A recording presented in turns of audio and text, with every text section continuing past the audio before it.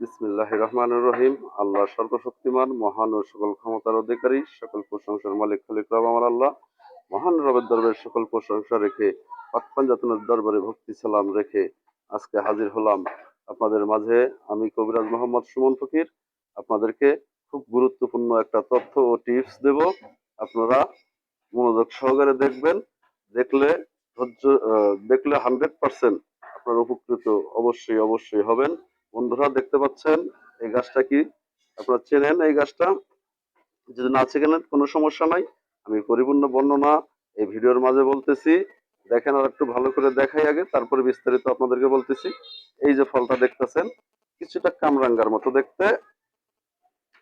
এটা আসলে কেউ ব্যবহার করে না, এটা কেউ এভাবে দেখিনি, যে আমার জানা নাই। এটা গুণাগুণ সম্পর্কে কোনো ধারণা আমার নেই অবশ্যই। যার কারণে আপনার চেনার জন্য শুধু এটা দেখাইলাম।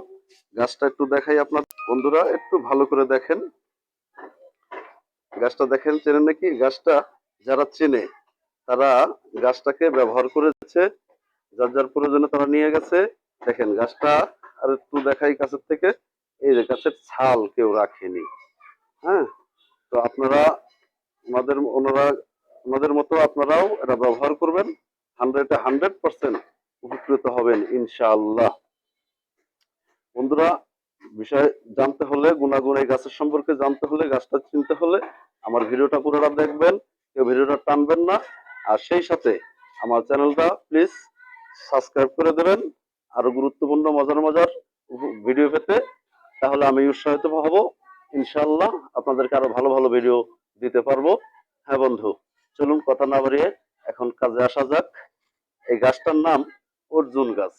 আপনারা অনেকেই চিনে থাকবেন, অনেকেই হয়তো বা শুনেছেন। হ্যাঁ বন্ধু, এটা অর্জুন গাছ। এর হাজারো গুণ ক্ষমতা রয়েছে। তার ভিতরে দু একটার কথা আপনাদেরকে বলবো। যাদের ঘন প্রস্রাব, কোনো ওষুধেই কাজ হচ্ছে না, ঘন প্রস্রাব ভালো হচ্ছে না, সারছে না, হাড়ের সমস্যা, ওষুধ খেতে খেতে বিরক্ত হয়ে গেছেন, কোনো ওষুধেই উপকৃত হচ্ছেন না, তারা বন্ধু আমার ভিডিওটা দেখবেন এবং আমার চ্যানেলটা সাবস্ক্রাইব করে আমার সাথে থাকবেন, পাশে থাকবেন। বন্ধু, এই গাছটা কিভাবে খাবেন, কিভাবে খেলে আপনারা উপকৃত হবেন ইনশাল্লাহ, যদি কোন বিশ্বাস সহকারে আপনারা গাছ খান, তাহলে উপকার অবশ্যই হবে। আমার কথা না, আল্লাহ রোগ দিয়েছে, রোগ সারার জন্য আল্লাহ ওষুধও পাঠিয়েছেন।